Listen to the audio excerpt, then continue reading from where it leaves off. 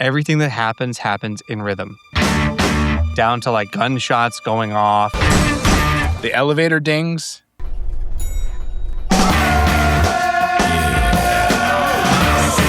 This whole movie was not only integrating music, it was completely designed around music. Thank you very much, ladies and gentlemen. Right now, I got to tell you about Bill Bottom. I think we lost something when we lost the cord. There's like waves going through our brains. I don't know, you're a doctor. Is this safe? We were literally wearing cordless headphones recording this, so it's fine.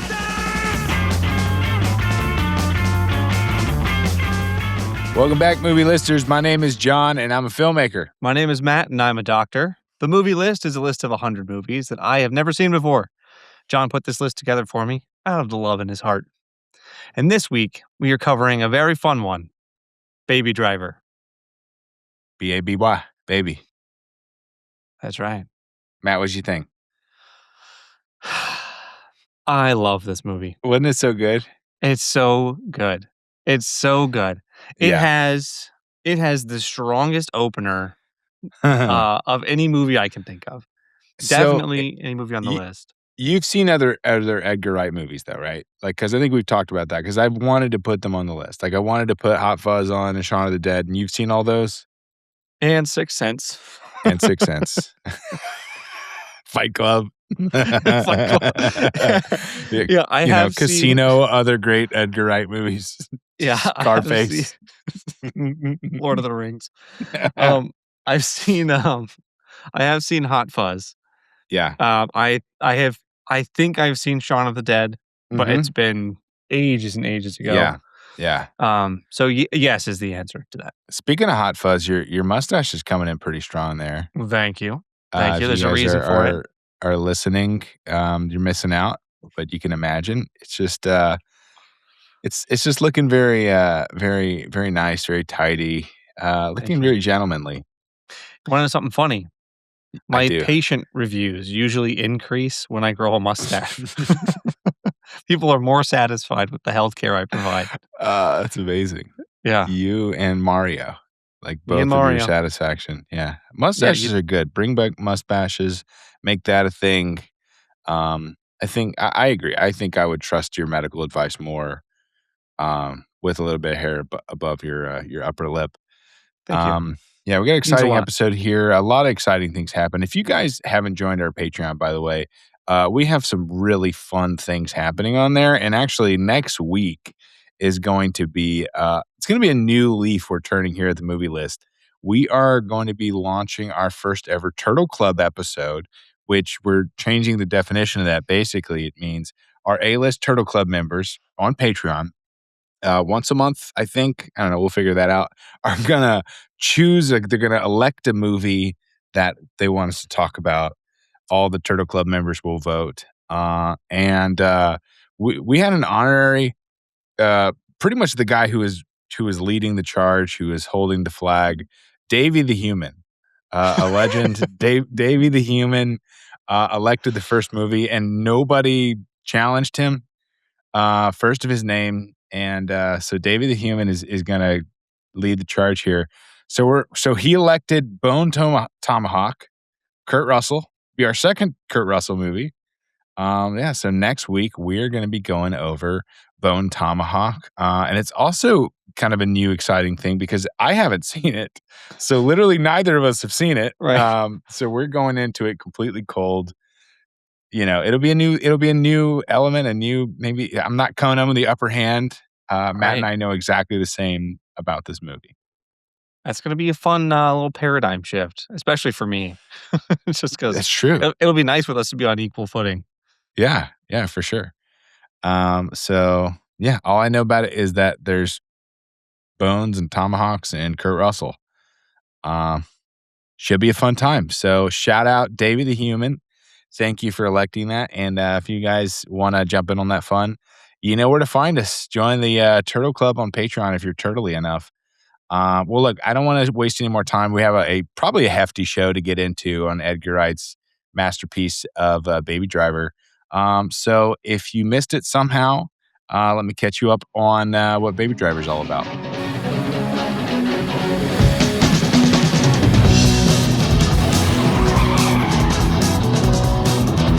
Baby is a talented young getaway driver who relies on carefully selected soundtracks to stay focused behind the wheel and drown out the constant ringing in his ears. He works for a powerful crime boss named Doc, paying off an old debt by driving crews of dangerous criminals away from robberies.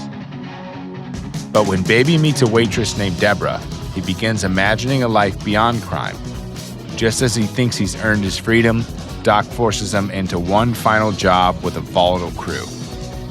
When the robbery spirals out of control, Baby must use his driving skills to escape, protect the people he loves, and finally get behind the wheel of his own future.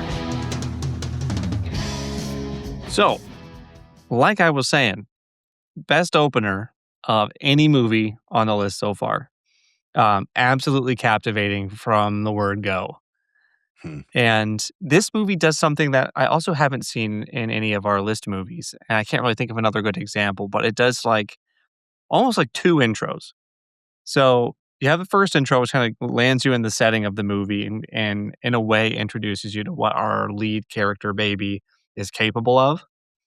And then the very next kind of sequence is us getting to know Baby. It's like kind of an introduction to who he is and what he's like when he's not behind the wheel. Right. And that sequence, the first time I watched it, I didn't really understand. Like, I was like, oh, that's kind of whimsical and cheesy and in a really nice way that endears you to the character. But there's a lot of detail in that opening sequence. And I didn't even, this is just me being dense. I didn't really notice the first time, like, that the words and the music he was listening to were showing up, like, in street art and in, like, signs on the windows. Right. And So you're talking about after the first chase scene when the coffee run. yes, when he's doing his little coffee run and he's just jamming out to his music. And, like murals on the wall and things like that are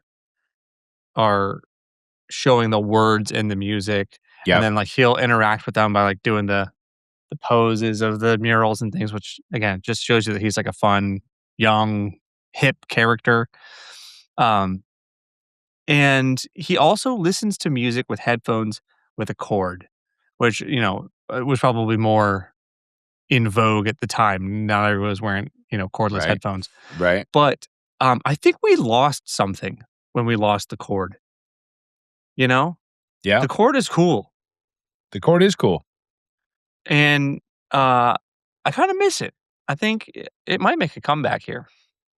Well, you see a lot of athletes doing it and stuff. There's probably it's probably not healthy. There's like waves going through our brains. I don't know. You're a doctor. Is this safe? We were literally wearing cordless headphones recording this. So it's fine. Look, any sponsors out there who want to hook us up with some like really nice like studio headphones, corded, let us know, guys. We're open in the market. For sponsors. We're open to business. And then, just another kind of big theme in this movie, when we're kind of looking 30,000 feet here right at the beginning. One thing I learned from this is all you really need to be good at crime is a parking garage. It's a great parking garage and a little forethought. You put a second car in there. You don't need to even close the doors on the car you get out of. You drive in there, no one can see you. You get out, you leave the doors open for style, and then you go get in a new car and you drive off. And no one can catch you. What about cybercrime? What about like cyberbullying? If you do it from a parking garage, you're probably then you're good. Yeah. All right. Yeah. Good to know. Good to know. Yeah. Yeah. I mean, that's kind of my overview. It opens so powerfully, and it doesn't let you down after that. It's consistently good action. It's good storytelling. Good characters. It's a great movie. That it is. I love, like, I always love going back to hear the stories of like kind of where this came from, and apparently this is one that Edgar Wright, who is the writer and director, had come up with like years ago. Bell Bottoms, which is like the opening track, was one that he was just in his bed, I think maybe writing his first feature, I was listening to, and kind of thought out that opening scene in his head, the whole thing. And then years later, did a music video with the band Mint Royal called Blue Song. And it's actually shot for shot like the first 3 minutes of this movie. So he already kind of had a practice run. This was like 2009 or so, like 8 years before the movie came out. And he actually felt disappointed that he was like, I wasted my shot. Like, I should have made that into a movie, and I wanted to make it so bad that I kind of wasted it. It's an awesome music video, by the way. It's with Noel Fielding from Mighty Boosh. I'm all Greg. Yeah. And Nick Frost, of course, is in it. And but yeah, it's like shot for shot the same opening sequence that he made as a music video. And then years later, J.J. Abrams was hosting a panel for the Directors Guild, and they showed a clip of that. And he leaned over to him. He's like, this would make a really good opening for a movie. And he said, he looked at him, he goes, I'm way ahead of you. And like, that was the moment he was like, all right, I got to do something with this. So he took the script and really decided to make it happen. And so obviously, like, this story, more than anything else, starts with the music. It starts, ends, and is fully integrated with the music. It was actually in his previs phase. Sometimes directors will, storyboard. Sometimes they'll do like some more 3D animation type previs stuff. He didn't. He did an audio play, essentially. He brought in actors and did the whole thing as an audio play with the music, with the soundscapes, and sent it to people as audio to really get the story of it. So that really plays into, even though visually it's amazing, it's stylistic in an Edgar Wright way, and it moves fast, and the car chases are amazing. It's all about the music and the soundscape. Actually, when he sent the script to the actors, maybe this is the only time this has happened, he sent it with an iPod and with all of the tracks loaded in and notes, essentially on certain parts of the script, it would say, go to track 5. So that they can actually have the headphones in and have the full experience. And in Baby Driver, all of the music is in world. It's all practical. There's no time other than some score stuff. Anytime you hear music on screen, it's because Baby has his headphones in or because the radio is playing. It's all practical. And Right. It really is fully integrated. And so like some of my favorite examples of how this is used, you talked early on, the Harlem Shuffle, where he's walking the street and you see the lyrics physically painted on the walls and on the street signs. Towards the end of the movie, Buddy's threat, when he puts in the headphones and it's the Barry White song. Never gonna give you up. I'm never gonna stop. Which is like literally, like essentially, it says, "Oh baby, I'm never gonna give you up. I'm never gonna stop. Like, I'm never gonna let you go." He's like essentially saying, "I'm never gonna stop relentlessly hunting you." Right. Before it all kind of goes down, when they pull up to the diner, the song playing is "When Something Is Wrong with My Baby." When something is wrong with my baby. So like obviously this is like when things really start spiraling out of control. And then probably my favorite is at the very beginning, probably some foreshadowing when, Buddy, John Hamm's character, listens to, what's your killer track? And he plays it and he goes, oh, it's Brighton Rock by Queen. Brighton Rock? What? Queen?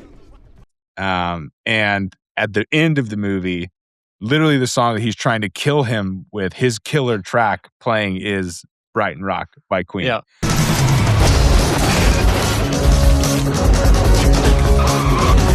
So like obviously this whole movie was not only integrating music, it was completely designed around music.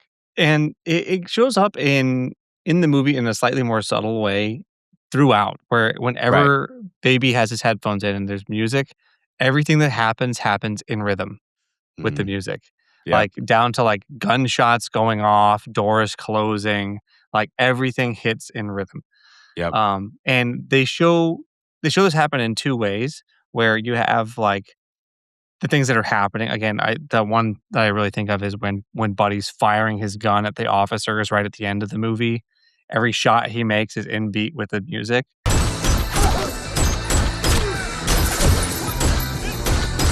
But then also Baby is in ways manipulating his environment to be in beat.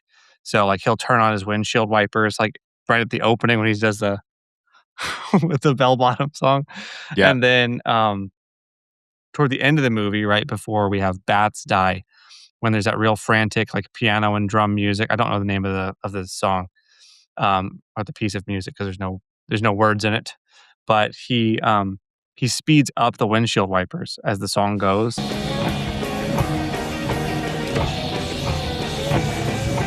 So they stay in beat as the pace of the song picks up. Yeah. So Yeah. I actually don't know if you noticed this. Do you know Noel Fielding had a cameo in the movie? No. Yeah, it's like 1 second when Baby's flipping through the channels, he shows up. And I think the line that he says is on the TV screen. I think he says, "Is this the place?" Yeah. And Yeah. You go ahead. do you know what that is? I imagine it's probably the music video. That's the music video. Yeah. So like the cameo is the music video. So yeah, I guess I did catch that. But You I was did thinking notice it. I was thinking he was actually in the movie. Oh, like physically That in the would've been movie. Yeah. Yeah. Yeah.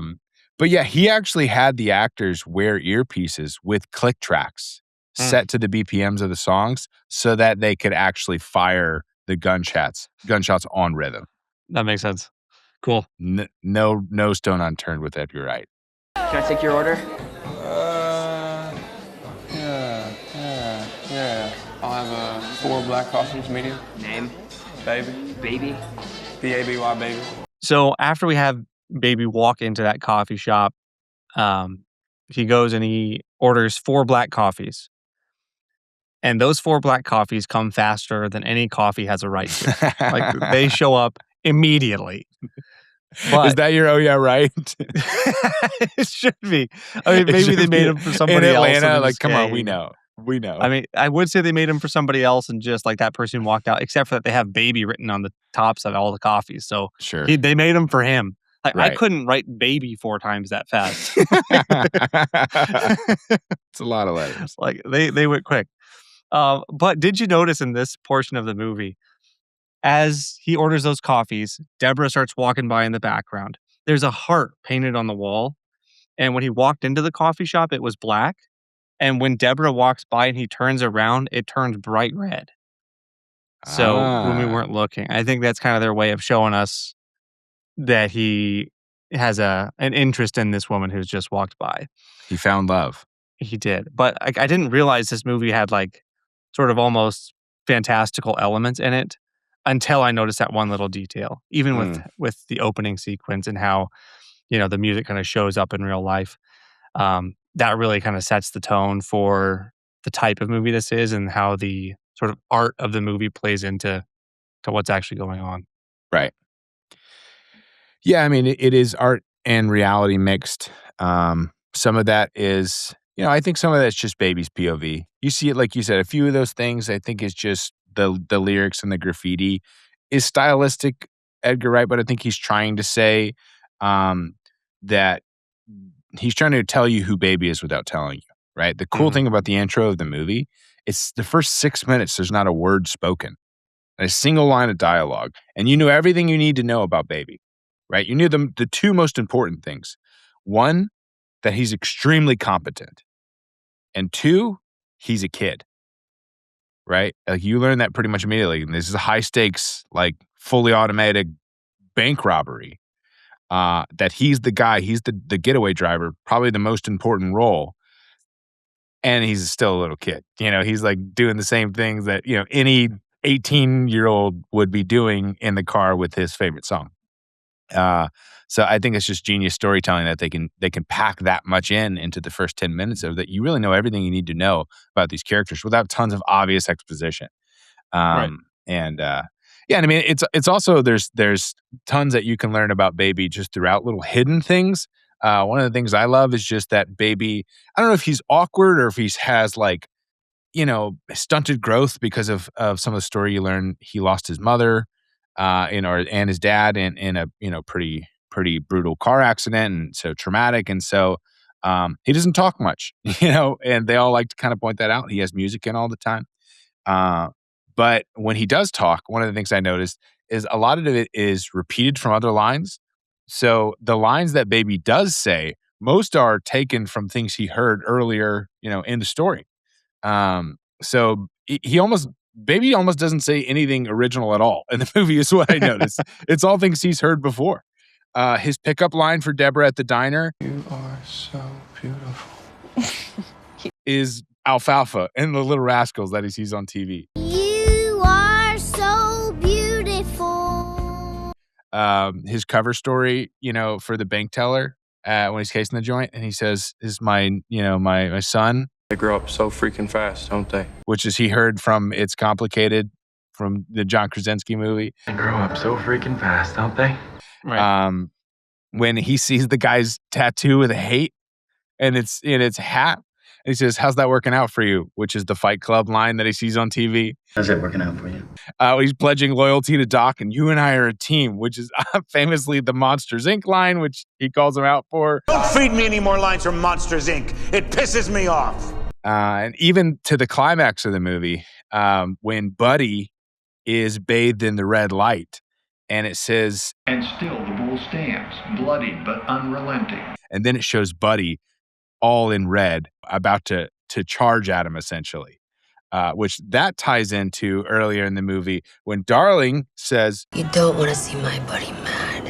Because when he sees red, you will see nothing but black. so it's also things that other people have said. Early in the movie, he hears, Darling Buddy talking about it's the finest wines and dines of all the finest wines and dines in town. He does that exact same line later for Deborah. The BIBY is Deborah. He repeats that later on when he's saying his name. That's BABY. What did I say? You said BIBY. Dang it. All right. Bybee. Bybee. Yeah. That's Australian. Bybee. He hears the bank teller say the Dolly Parton line that you can't have a little rainbow without a little rain, which she says later on. And even at the last line, or one of the last lines he says to Deborah is, "You don't belong in this world," which is what Joseph, his father or his foster dad, actually signed to him earlier in the movie. So it seems like everything that Baby hears, he repeats later in the movie, which reminded me of another movie list movie, The Big Lebowski. The dude loves to repeat stuff that he hears, just like Baby. And also both movies have Flea. So I think there's something there. Whoa. Yep. What are the chances of that? He's in like 20 movies, so Decent. 1 in Decent odds, 20. I guess. I do think they kind of offer us a little bit of an explanation for why Baby is that way. Yeah. In the laundromat scene, where he says that the conversation that he's having with Deborah right then is the longest conversation he's had talking with anybody in the last 2 years. Yeah. And so if you're not talking to anybody, Yeah. what do you got to say? It's true. So he's just he's picking up things to say from whatever interaction he's having. One thing we didn't really mention is that his foster dad is deaf. So even at home, he's not having conversations with people except for through sign. That's a good point. Yeah. And so he, when it comes to like verbally, what are you going to say to people? He's only just pulling from his Rolodex of what he's heard people say. Right. And even like when he's talking about the Deborah song, they're talking about the different Deborah songs, and he's like, "Oh, by Trex." She's like, "Trex, you mean T-Rex?" And it's that moment where he's realized like he's seen this and heard this song and looked at it, but never talks about it, never verbally talks about it. So he's just kind of working out those awkward little things, which I think makes him a really lovable character, honestly. I think so too. Yeah, that plus he's freaking great at driving. Right. Yeah, that does make him more likable. Yeah, I think that opening car chase scene might be one of my favorite car chase scenes in any movie ever. It's so good. Yeah. And like the move that they do when he goes in that back alley, where they do like the double 180 drift, that was real, by the way.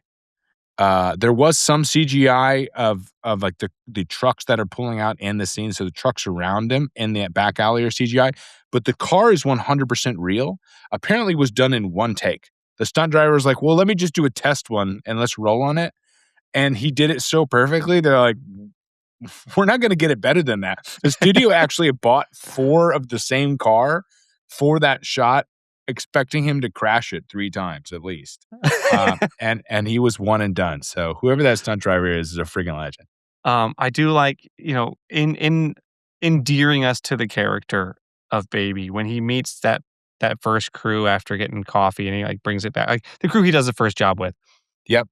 Um, John Bernthal's character is kind of giving him a hard time. Yep. Because he's always got his headphones in. He seems like he's not paying attention. He's a kid. Yeah. And he thinks he shouldn't get the same cut as everybody else, Right. And he says, you can't just be in crime without being a little criminal. I like that line a lot from John Bernthal. But he delivers it with such vitriol, which is one thing he's very good at doing. John Bernthal, I like him a lot as an actor. He plays especially that sort of dimension of character, that style of character very well. Right. But he knocks his glasses off. He knocks Baby's glasses off. And then Baby whips out another pair of glasses. I freaking love, dude. That second pair of glasses rules. That's and awesome. I don't think that's the only time that happens in the movie. He's always got a spare pair of shades. So that just made me love Baby's character. The fact that he has his glasses fly off. He doesn't even go pick them up. He just whips out a new pair. Right. Fantastic. Yeah, this is not my, oh yeah, right. It's just something that I feel like is unrealistic. Why do they send him to go get coffee? Even later on in the movie, they're all wearing masks except for him. He seems like the most exposed one. Like anybody else should go get coffee but him. Maybe it's just because he's like he's the baby, right? Like, yeah. And part of it may be because of the special circumstances between him and Doc. Yeah. Where Doc's kind of extracting all the money out of him anyway. So what does Baby care? That's true. That's true. So everybody else needs to be there to watch him count the money, but he has this arrangement with Doc. So that's a good point. Yeah, and then I guess when he does meet up with Deborah in the little diner, and he does deliver the "You are so beautiful to me" line. Yep. She says, "You don't mean that," and he says, "I do." And looks down to her name tag. It says Jonathan. I do. Jonathan? What the fuck is this man? Austin Powers. Doc said Michael Myers. This is Mike Myers. It should be the Halloween man. This is a Halloween mask. No, the killer dude from Halloween. Oh, you mean Jason? No. So famously, the Mike Myers scene originally was written as 2 Michael Myers masks and then 1 Mike Myers masks, right? So what's his name? The Asian guy with the hat tattoo? I think his name is AJ. Something like that. He was supposed to be the one that screwed up. And apparently they were working with the Halloween people and couldn't get the rights to Michael Myers. And so he called Mike Myers Edgar Wright called Mike Myers and was like, hey, here's what we got. Can I just use Mike Myers for all of the masks? And he said, Mike Myers said, well, why don't you just read me the scene? Which was an interesting experience for him because Edgar Wright was like, I grew up with Mike Myers. He was like a hero to me. So I had to read him the scene. And he's like, oh, that's funny. I love it. And then he actually said that Mike Myers told him a funny story that when he got his first check from SNL, he was a struggling comedian in New York, and he got his first big SNL check, and he took it to the bank, and he gave it to the bank teller, and it said Michael Myers. And the bank teller looked at the check and looked up at him and says, Michael Myers, you're not going to stab me, are you? Which is a funny tie into all of this, especially because the original Michael Myers mask had a similar story where it was actually just William Shatner that they painted white, which I don't know why they did that. That seems like a really weird choice to go with, freaking Captain Kirk. Yeah, William Shatner. I don't know. Why not? Who's making all these William Shatner masks anyway? I know. Why does that exist? They were maybe it's the only one they could afford. Yeah. During that scene, I do think it's interesting that Baby, when everybody gets out of the truck, he drives it forward, almost as if to obscure his view of what's happening. Right. Off to the side. I assume that's why he did it. I don't really explain that, but he scooches forward 10 feet so he can't see what's happening. Yeah. And he like backs back up and sees what's going on when everybody runs into this car. Yeah. He does maintain his innocence pretty well throughout the movie when it comes to violence. That's a good point. So I think the craziest part of the Mike Myers job is there's this guy in a truck who's kind of giving him the stink eye. Who the heck is that guy? He's so well armed. He has fully automatic rifles and like he's chasing them down with such a vengeance. Like they don't really explain who he is. I don't know if he was some kind of like plainclothes private security or if he's just a good old Georgia boy, because this is Atlanta after all. Two things with that.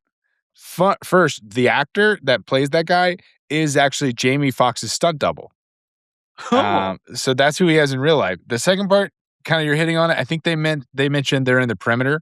If we haven't mentioned already, Matt and I are in Atlanta. So this has been extra fun to watch this movie and hear all kind of the Atlanta things. And the perimeter, specifically where they were talking at, where they were, is near a place called Kennesaw, Georgia. And Kennesaw, Georgia is famous for it's illegal in Kennesaw to not own a gun. So maybe it's not that unrealistic because if you're in Kennesaw, technically by law, you're required to own a gun. So that's where you get your hero. Yeah, he took that law to the extreme. he was packing, man. Marietta, Georgia. He was. He had everything. Like I said, fully auto. That's crazy. Like in the glove compartment. The guy like fully ended up driving off a cliff trying to pursue them. Like, why? He hates people stealing from armored cars. Criminals. He hates that. He hates that more than anything. Give the bank their money back. Give it back. Yeah, maybe he was security. I don't know. They kind of led you to believe that he's just like a regular guy. But I thought it was very fun, that whole scene. Yeah. They did get it back to obviously they made it back to their hideout. Jamie Foxx and Kevin Spacey, their first scene together, which is very fun. Both amazing actors, obviously, in their own right. Both Oscar winners. Edgar Wright said he had a running joke on set that anytime that Jamie Foxx and Kevin Spacey were on the camera at the same time, he would call it a double Oscar shot, which is pretty fun. Actually, there's another Oscar winner in the movie. Fun little piece of trivia. I don't know if you noticed it. When they go to the big, arms deal, the guy who sells them is a guy named Paul Williams, who is an Oscar-winning composer and songwriter, wrote The Rainbow Connection, for Muppets. Also, the wrote... Butcher?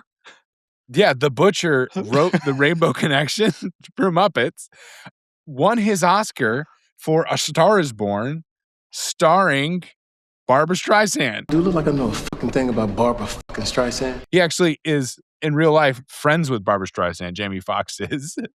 And Edgar Wright asked him, was like, do you think that she would like this movie?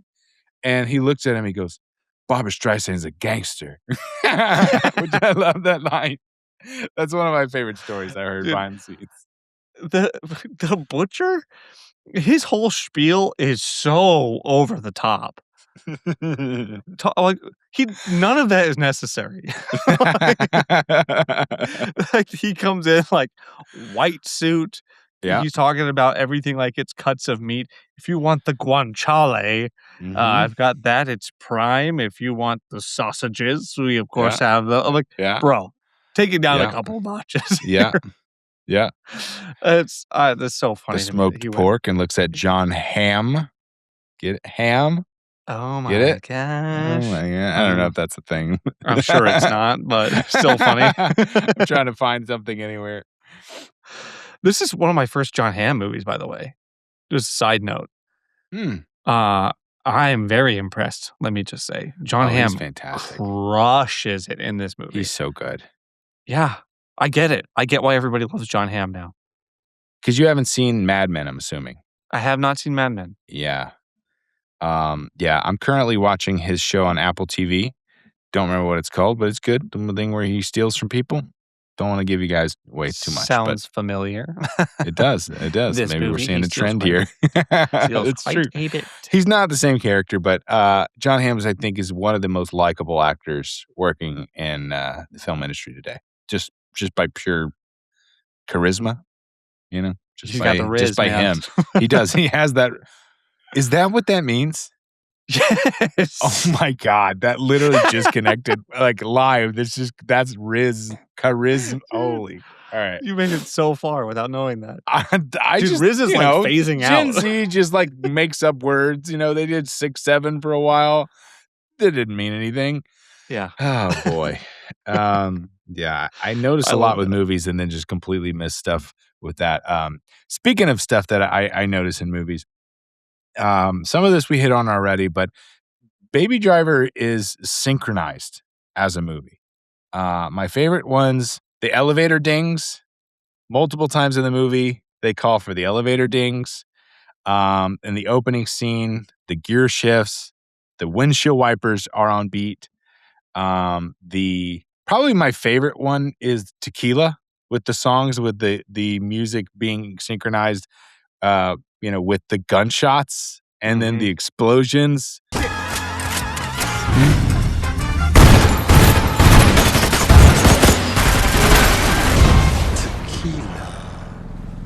Tequila. Excellent stuff. And so I looked into it, come to find out, all of the main crew are musicians, which makes total sense. And so I think Edgar Wright did that on purpose. Ansel Elgort plays piano. Jon Hamm is a drummer. Jamie Foxx, of course, plays everything. And so I think that he intentionally not only brought fantastic actors together, but brought musicians together, knowing how much rhythm and beat and the flow of it was going to be important on top of just having a good acting performance, which, they went to the level of he pitch corrected the sirens so that it would be in the same pitch of the songs that they did. That's awesome. So good. So good. There's so many good details in this. That's funny because that just happened by sheer luck in the movie Whiplash. Yeah. They casted it not knowing that, Right. that That's J.K. true. Simmons was a music, like a major in college, and Right. all that. So it's funny that this was so deliberate. Right. When you have other movies out there where they just kind of lucked into it, but same end result. You have musicians playing in a movie with music as a motif like that, or a theme. It works. It just works. Yeah. They could have made a band too, which would have been awesome. Whoa, great point. I'd love to watch. Do the Baby Driver band. What would you The name Baby that Driver- band?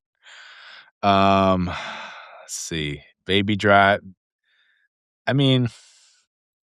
The Baby Driver 5. Is Kevin Spacey in the band? It's Doc in the Baby Driver 5. Whatever happened know to if- Kevin Spacey? He's so talented. He I don't know, he made some interesting choices. His house of cards kind of fell apart, let's just say that. I think maybe he sent it forward a little too much. He paid it forward too much. He paid it forward. He paid it forward a little too much. Oh man. So But I don't know. I can't- Baby and the Drivers is too on the nose. Captain Geach and the Shrimp Tag Shooters. Tag shooters. No, they should call it Trex. Trex. That's actually good. I like that. That's We'll go with Trex. So in the diner, Baby pulls out the bedazzled iPod, right? Which I think is actually making a point of something. I don't think that's he just randomly has a bedazzled iPod. I think Baby has stolen so many cars over the years that he has accumulated other people's iPods, which means that the reason his music taste is so eclectic is because every time he steals a car, he adopts their music taste. So whatever they have in the tape player, whatever they have in their iPod, he just listens to that. Wow. Which I just think is totally changes kind of the story if you think about it. That's great. And if you look at the music he listens to in his house, it's mostly records. Yep. So it makes sense that he's just taking other people's stuff. Yeah, the pink bedazzled iPod, obviously he didn't go out and purchase that and make it himself. Exactly. And then we actually see him do this at the end of the movie when he steals that car. And the guy said, "Hey, can I have my phone back?" And he says, "No," because he wants the music on the phone. Yep. So that stands to reason. That's a great point. Meet your new crew. Over here is Eddie No-Nose, formerly Eddie the Nose. Well, what happened? Don't ask me that. Here is JD. He put the Asian in Home Invasion. And over there is the one and the only Bat. No need for intros, Doc. Everybody from the jungle to the trap, no bats. If you were going to have like a gang nickname, what would it be? If I had one, Yeah. Like, is Doc too on the nose? Is that I like mean- too much like point to your real if I was life? trying to stay in Yeah. like under Yeah, the because I radar, mean, like, all right, you're just writing your backstory real quick. Like, you have a successful medical practice, right? But then somebody falsely accuses you of something, you lose everything. Your wife leaves you. Your kids hate you. I hate you personally. Right. Everyone hates you. So you go on a life of crime. What's your nickname? I I would just want to probably- reiterate how much I hate you, but go ahead. I would probably go by the Apothecary. Ooh, okay. I'm Yeah. not sure. Was that biblical? What is that? An apothecary is like like a less formal pharmacist. Yeah. Like you make potions and nice. tinctures. Gotcha. Yeah. Yeah, that's pretty good. Thanks. Yeah. I was gonna say like the scientist, but that's lame. Apothecary sounds scarier. That's pretty Yeah, like good. if someone's like, "I'm gonna bring you to see the apothecary," like Yeah. you're gonna pee your pants a little. Yeah. If someone says, "I'm gonna take you to the scientist," you're like, "What kind of scientist?" You know what I It's mean? like Breaking Bad. Oh, and when they're in the laundromat, I watched it the first time and didn't notice this. Sorry to change gears on you a little bit, but in the laundromat scene, all of the laundry machines, the loads in the machines are color coded. Mm. So it's like red, yellow, blue, and then like everyone is like that, and they're all full, by the way, which makes that scene like really beautiful to watch. Like I completely missed it the first time I watched it twice before this episode. This episode, just because there's so much to this movie. But yeah, the laundromat scene, all the machines are color coded, which I guess is kind of how you do laundry in a way. But Kind of. I don't do that, honestly. I This probably is- should. this I is just way throw coordinated. everything together. Yeah. Edgar Wright said that he had actually asked the art department if there was a way, because it was like they're in Atlanta, and I think he said only 2 scenes in this movie were shot on a stage, right? Everything else is either on location or on a set that they build out somewhere here in Atlanta. So this wasn't in one of the studio stages we have locally. And so this was actually in a laundromat that they tried to figure out a way. He's like, is there a way we can connect to the electrical system and synchronize these so that that when I call action, they're all rolling at the same time? And the production designer came back and said no. So what they did is in between every take, the art department, as soon as he was ready, had to go and drop a quarter in and hit start and then run off, and then they would start the scene every single take. Which has to be the least efficient way of doing it. But right, but also like really not all that expensive. I guess so. Just Yeah. a quarter per machine.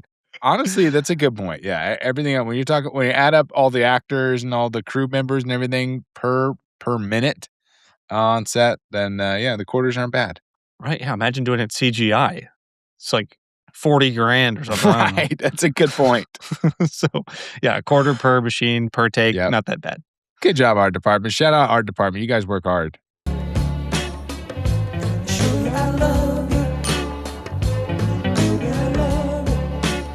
All right, so our baby takes Deborah to the finest wining and dining and all the fines and wines and what is it? What is it, man? Well, let Just me walk say me through it. All right, you say it. All right, what is it? So he takes her to the finest wining and dining of all the wines and dines in town. Nice. Beautiful. He does. And I'm going to leave that. Leave it in. Leave it That's in. what really happened, folks. And who's there but Doc, Kevin Spacey? Never somebody that you want to see lurking behind a doorway. Yeah, find a baby. Oh God, I didn't even think about that. I'm gonna move on from that one. He is hanging out though. On a positive note, the guys he's talking to in the restaurant are none other than Atlanta royalty, as far as I'm concerned, which is Big Boy from Outkast and Killer Mike, Run the Jewels. So you can't have a true Atlanta movie, without some Atlanta icons like that. Right. Some of the cool stuff I loved hearing was that, this originally was going to take place in LA. When they decided to shoot in Atlanta, Edgar Wright really wanted he wanted Atlanta to play Atlanta. So he rewrote the script to be Atlanta.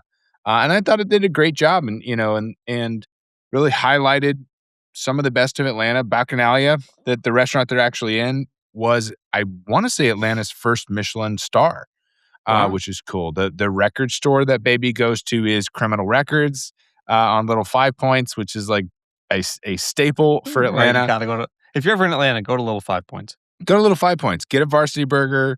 Go to Criminal Records. Get mugged probably, and then go to and all kinds of mentions of Peachtree. There's literally Peachtree everything. Right. Like every road is Peachtree. They mentioned Spaghetti Junction. They do mention Spaghetti Junction. There are a couple of things, vernacular things, that I'm like, okay, like they call it the 85. We got to turn on the 85. Nobody calls it the 85. They don't. Right? It's I-85. But 85. Or 85. 85 or, that's a West Coast thing. You guys call it the 101 or whatever that is. We just call it 85 or I-85. If someone said the 85, I would think that they were having a stroke. They might be. But yeah, still pretty cool to see Atlanta highlighted in that way. Yeah, it's a very Atlanta movie, and everybody's doing their southern accents and everything, which I thought was cute. That's true. Yeah. We get into kind of the newest crew, and this is kind of the one that's the crux of the story. Right. This time we have Buddy and Darling coupled with Bats and Baby. Yep. Right. And Bats is an interesting character in a lot of ways. But I think one of the interesting quirks that he has is that he always justifies the crime he's about to commit. Mm-hmm. You notice he does that? Yep. Where he'll say, like, He we're has a going to go and mantra. it's going to take back what's ours. They took That's this ours. from They us. took We're it going to go from take us. it back. Yeah. Which is fascinating.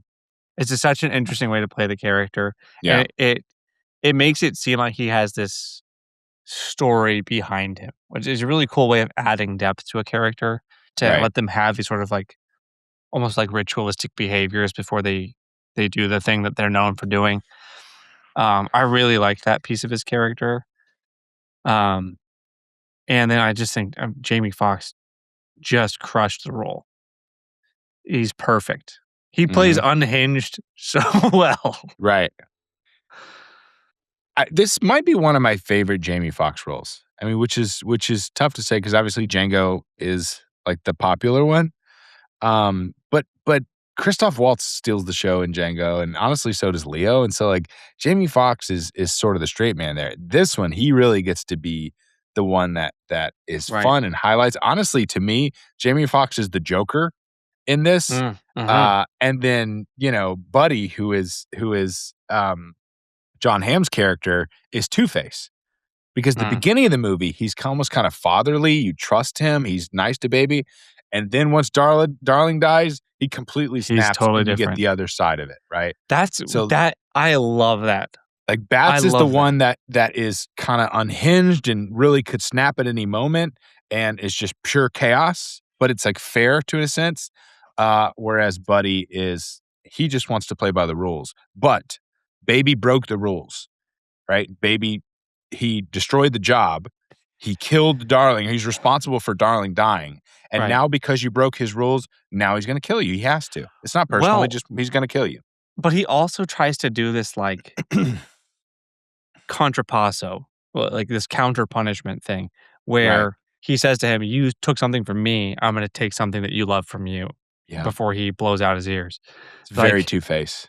Very Two-Face. Yeah. And it's interesting that you bring this up because as you were talking through the opening sequence, where you said it's my favorite car chase scene in any movie, I was about to say the only other car scenes like that I can think of are in the Batman movies. Right. Like the Christian Bale Dark Knight Batman movies. Right. Which they do have a similar flavor in a way. So I don't know. I wonder how much influence the Batman universe had on this movie because that is uncanny. I mean, this is the 2010s. The Christopher Nolan had influence on everything in the 2010s. So I think probably a good chance that it did, Yeah. especially that in parking garage scene with John Hamm and him, like the way the cars fall down and he falls down the parking garage. It's very Dark Knight. Yeah, that's true. It's pretty fun. That's very true. Going back into that, Jamie Foxx drew a lot of his character for some stories of real life people. Edgar Wright did tons of research, and actually they really wanted to get the details right, so they brought in ex-cons to be consultants on the movie. Actually, probably the main one, a guy named Joe Loya, is actually in the movie. He's the security guard at the end when they're at the post office, where the woman comes and grabs the security guard. That guy, Joe Loya, actually used to be essentially a bank robber who would be the getaway driver, essentially, a lot of the times. And so he ended up going and serving, his time in prison and came back and turned his life around. And now he was a consultant for Baby Driver, which is a pretty cool story. In this section of the movie, one of my favorite characters is Sam, who is the nephew of Doc.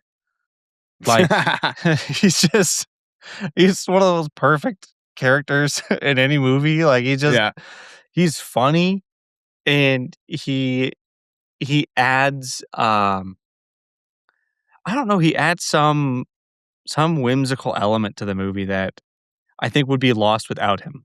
Right. He also, it makes, I think, Doc's sort of demise at the end a little bit more realistic in a way, because he's not just a crime boss with nothing. Like, he has a family.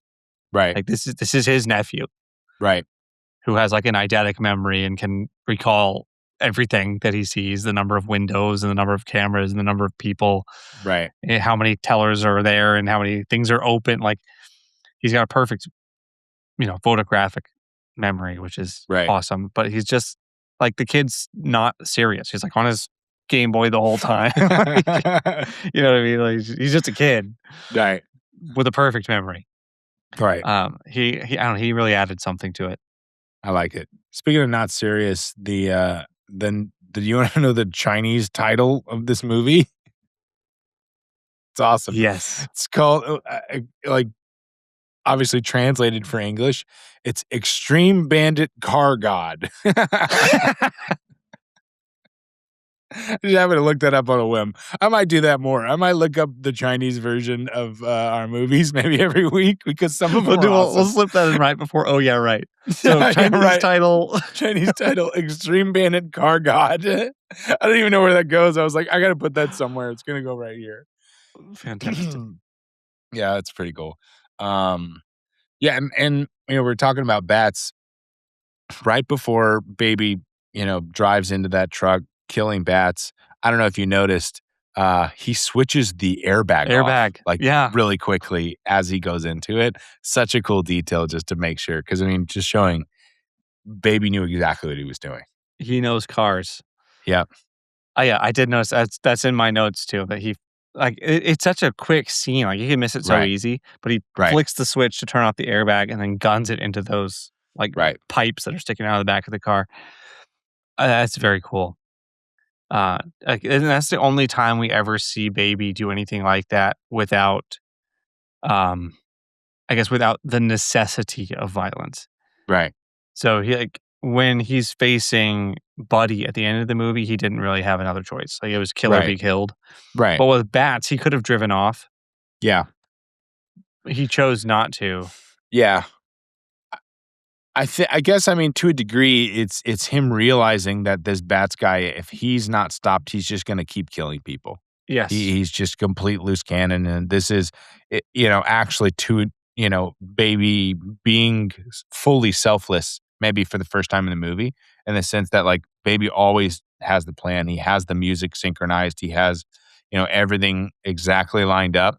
And this is the one thing I think he makes a snap decision, and he does it to save that woman, to save the security guard, to save probably Joseph, his stepdad. This Bats guy's not going to stop at any point. He's not safe. We've established that with the time that Bats has spent with him. He's suspicious of him, doesn't trust him. So, Baby makes a snap decision. I think, given the circumstances, even though it is a decision, I don't know what other choice he really had. Bats was probably going to end up killing him if he didn't. Yep. Ultimately, I agree. mean, Bats is such a loose cannon. Yep. There are two moments in this section of the movie that I have a little bit of a problem with. Okay. Number one, this is the big one. Why did Baby vote to do the job? I don't know. I've thought about that. Honestly, the only thing I can come up with is so that the movie could happen. Yeah. And that frustrates me a little bit. It doesn't make sense. He could have said, no, I'm not going to do it, and gotten away with the girl, and problem solved. Right. But he says, let's do it. And then he tries to sneak away and gets caught. Like, if he had just said no, maybe he thought Bats was going to kill him or something if he didn't agree. Right. But this seems worse. Saying yes, let's do it, and then sneaking off seems way worse. Way worse. Right. And then this brings me to my second point. When he is trying to sneak off and he gets caught by Buddy, and then Bats shows up. How did Bats and Buddy know where Baby lived? They didn't know who he was. Right. He says, I live far away. And they say, no, you don't. And they knock him out. Well, Doc knew. I mean, Doc knew. Doc so knew, I guess, but you think to some Doc degree they told could him? figure it out. I don't know. I have a version of this it's not a problem I have with it. I have a pitch. If I was in front of Edgar Wright in 2016, this is the only change, because I think this is a near perfect. Those are probably changes we should make. My pitch to Edgar Wright would be, I think that they should not have shown the mixtapes until the very end. I think just showing Baby recording everything would have made you think, okay, Baby he's an informant. He's an informant. And then at the end, when it actually shows Baby doing the mixtapes, would have been such a satisfying moment where you're like, oh, he's not an informant. He's just a stupid kid. He was recording these highly dangerous people to go back and make really dumb remixes. That would be my pitch. That is very funny. But yeah, those are the only real flaws I found in the whole movie, and they happen back to back. Yeah. It doesn't make sense that Baby votes to do the job, because it seems like Doc is going to cancel the whole thing if he says no. Right. Which is he's always sticking up for Baby. And this is like, that is Doc's and Baby's relationship brought to the fullest fruition that you can have, and Baby throws it away, which I think also in a way kind of weakens the story. Right. But it's also a so the movie can happen moment, which that happens sometimes in cinema. So there's that moment when they're in the diner and they meet up. Deborah comes and serves their table. And then after the fact, Baby brings her up this note at the end that says road trip 2 a.m. Right? Yep. Road trip 2 a.m. looks like it's written in crayon, like blue crayon. And I was like, why? If you're making this movie, why would you have that be written in blue crayon? And I looked back at the scene. I watched the whole thing over again. And there's nothing on the table that would indicate that there's any crayons there that he could use. However, earlier in the movie, when he meets Deborah, there is a cup on the table full of crayons. So it stands to reason that every table in the diner has a cup of crayons on it. And because Baby gets in the booth before Bats does, he may have just grabbed that cup of crayons and set it down, and then been able to write the note out of sight during that scene. That's cool. So they actually bothered to establish that there's crayons on the table earlier in the movie, even though they don't show it in that sequence. In the diner with Deborah at the end. Yeah. But yes, there were crayons there. That is written in crayon, it seems. Yeah. Fun little detail that they squeezed into the movie, and they actually gave us an explanation earlier that makes the whole thing fit. Right. Yeah, I mean, when you're talking about, like, the level of attention to detail, like, that we've talked about through this whole episode, I don't think they're just gonna, like, oopsie on the crayon thing. So I think if Right. it was there, it was definitely there for a reason. Right, yeah, if they would have done it in pen, Yeah. maybe he just had a pen on him, Exactly. but it's in crayon because there's crayons on the table, and he's in that Mhm. diner every day. Matt, I am curious because I know that there's quite a few um, medical things in here that people at home would probably be interested to hear about. So, tell me about your what's some of your medical takes from this movie? Yeah, great. So, one thing that we see over and over again in this movie is baby's tinnitus. So he has this ringing in his ears whenever he pulls his headphones out. You get to hear that high pitched squeal.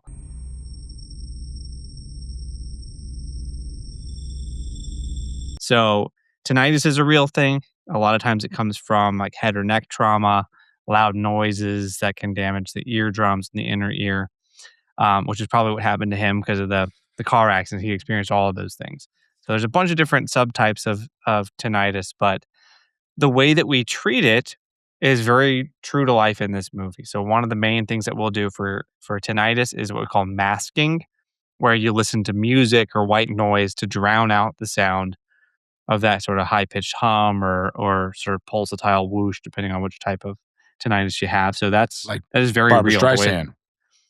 Barbara Streisand. So, yeah, the way that he knocks it out in the movie is absolutely true to life. That is a real thing. And anybody who's worried about baby's hearing because he had his eardrums blown out, probably what happened is when Buddy shot the gun next to his ears, he popped his eardrums. So when that happens, most of the time, if you have a small enough hole, it will heal within about 4 weeks or so in the eardrum, and you'll usually make a full recovery, or most of your hearing will recover in that time frame. Sometimes with a gunshot that close, you'll get some inner ear damage as well, which can take a lot longer to recover and may not come back fully.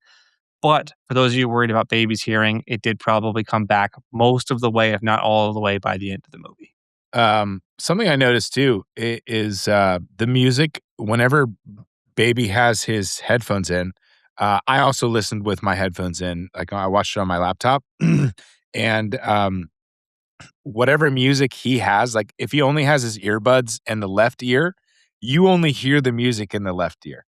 And if No he way. only has his earbuds in the right ear, you only hear the music in the right ear. And then obviously, if both of his headphones are out, you hear the slight ringing of the tinnitus. That rules. He missed nothing. He missed no details. Well, let me ask you one question, and this may be too nuanced. You may not have picked this up. When John Maybe. Hamm puts the headphone in his ear and he is listening to, do you hear it in both ears?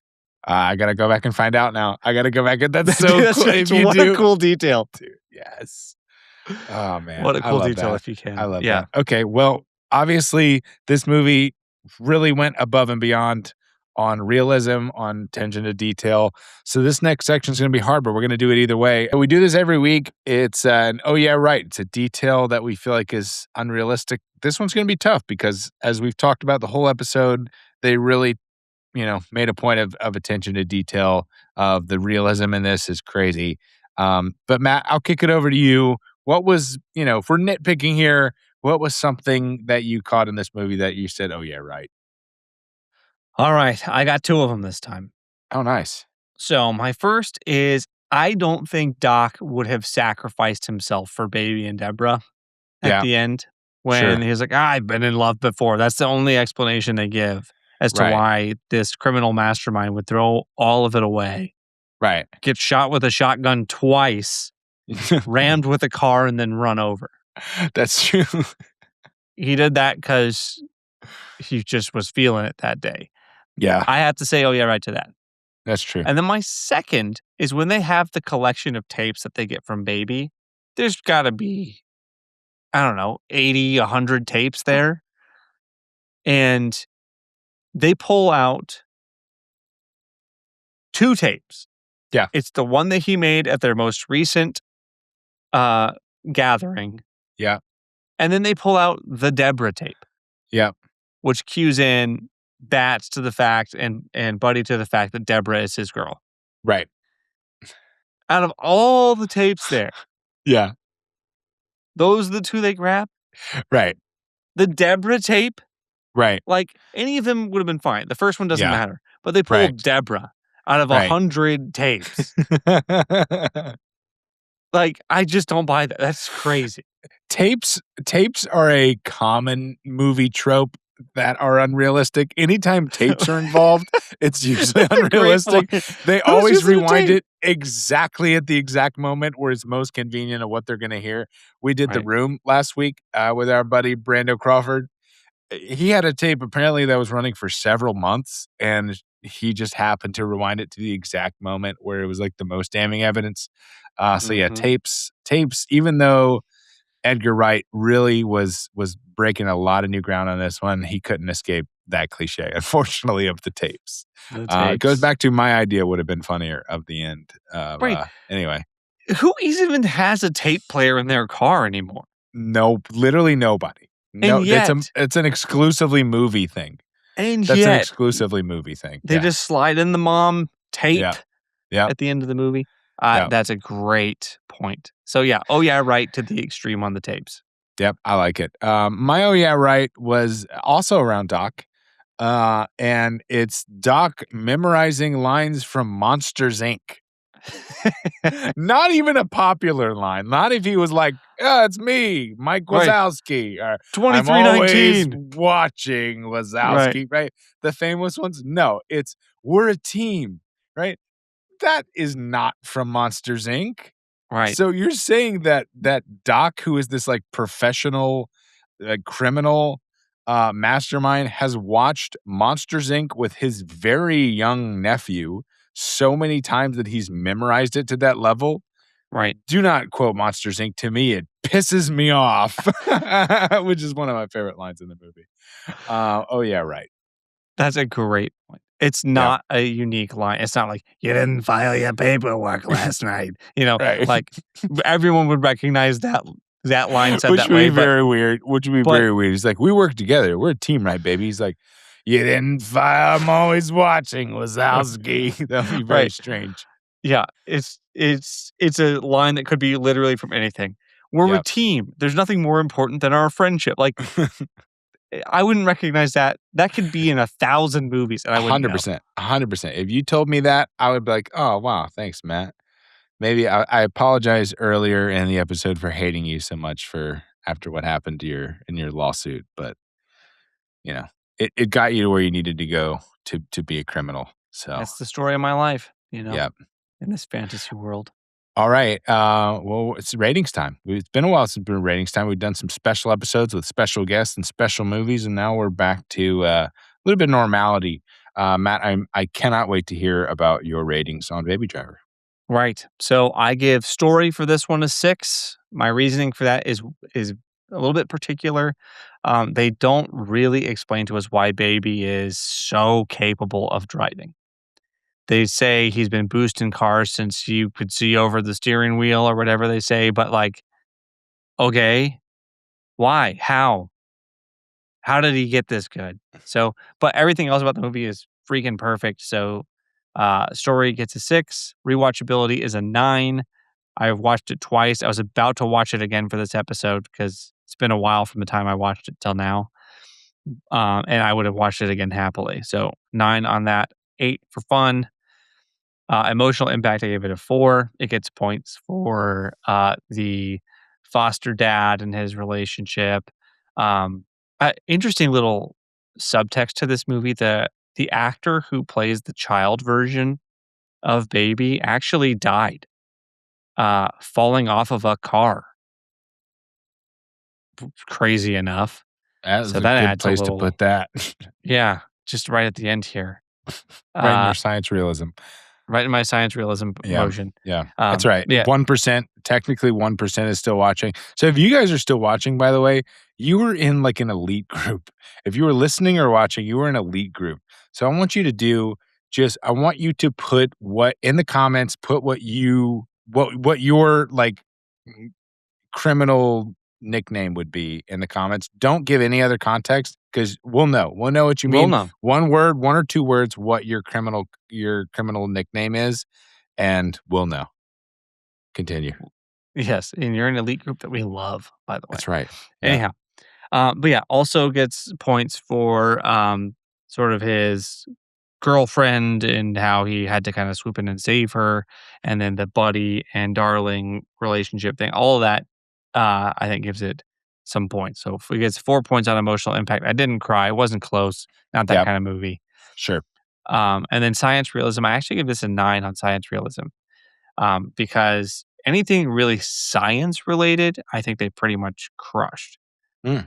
So everything that they do with the cars and the physics of it, pretty much makes sense because it was it all practical. happened. Yeah, exactly. it all happened. Yep. So I don't have any problems with that. Medically, tinnitus exists. It's very often incurable, as in Baby's case. Yeah. It is treatable with masking, which Baby does. He loses his hearing mostly towards the end because of trauma, which then mostly recovers by the end of the movie, which I can tell you now as a physician. When the end of the movie, when he walks out to his girlfriend, he probably has most of his hearing back when he sees Deborah Right. at the end. So 9. It's a 9. The Solid. only thing is they don't really tell us that his hearing came back. He may have gone a little too deaf after the ear trauma, but that's all very subjective. So one point for Fudge, and the rest is pretty much spot on. Awesome.